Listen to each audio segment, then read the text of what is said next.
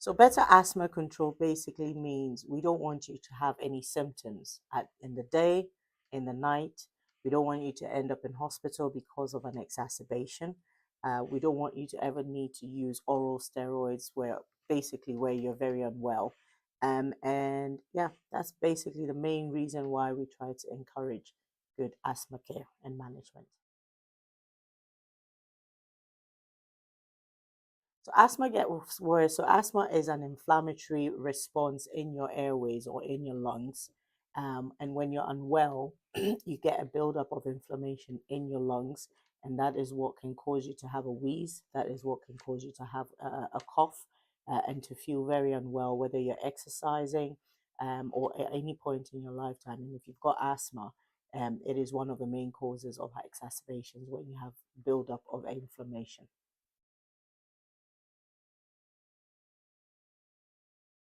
So your inhalers have changed because recently the national guidelines were updated, where the British Thoracic Society, Asthma Lung UK, NICE, who are the governing body for guidelines, and the Scottish Intercollegiate Society as well, felt that it is better for us to give patients a combined inhaler that puts both your inhaled steroid and a reliever, which is the blue one that as you know it, together to enhance the treatment that you get for asthma, because everybody responds to asthma differently. But this has been found to be the best way and to improve asthma care in the UK, because we're one of the worst for asthma deaths. And one of the main reasons is we want to stop that from happening and to improve the lifestyle that you have and then to improve your lung function and to improve your general well being.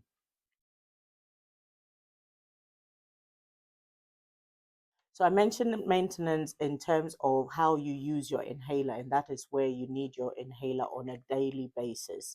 And you can refer to the maintenance and reliever therapy video for more information.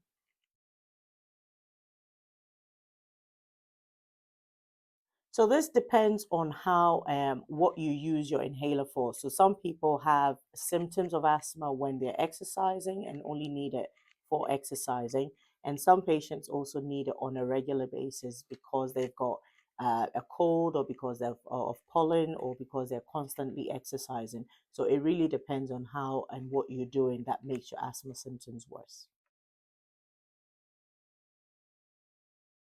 So as part of trying to be responsible in the NHS, using dry powder inhalers has been found to have less carbon footprint.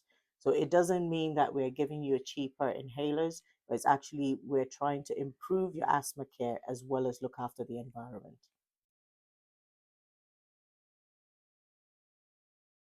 It's understandable to be hesitant about any new change, and it will get you. It takes time for you to get used to breaking the cycle of being used to using, say, for example, your blue inhaler all the time.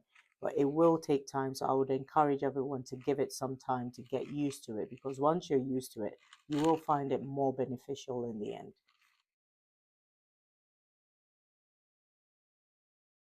You might be feeling worried again about not being used to carrying your blue inhaler, but in actual fact, if you think about it, what is the point of carrying something that could end up doing more harm than good? So again, it will take time. We completely understand that it's something that it's a cycle that we need to break. But we will just encourage you to keep persisting with the new change, and eventually it will get better.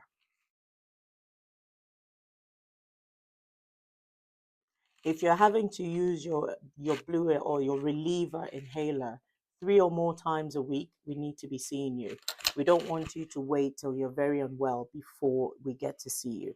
We need to see you when things change. So if you're on a daily inhaler and you're normally doing one low dose a day, but then you start to notice that you're using it frequently, you're using it 2 or more times a week, 2 or 3 times a week, 4 times a week, then we need to be seeing you. So please do not wait till it gets to a point where you need to be in hospital. We need to see you as soon as anything changes.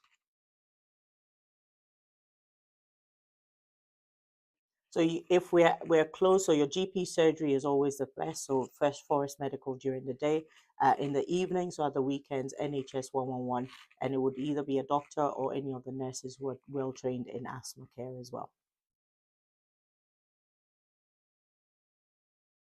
So in summary, inhalers have changed, or I would say let's call it the treatment of asthma and management of asthma has changed because the national guidelines have been updated and improved.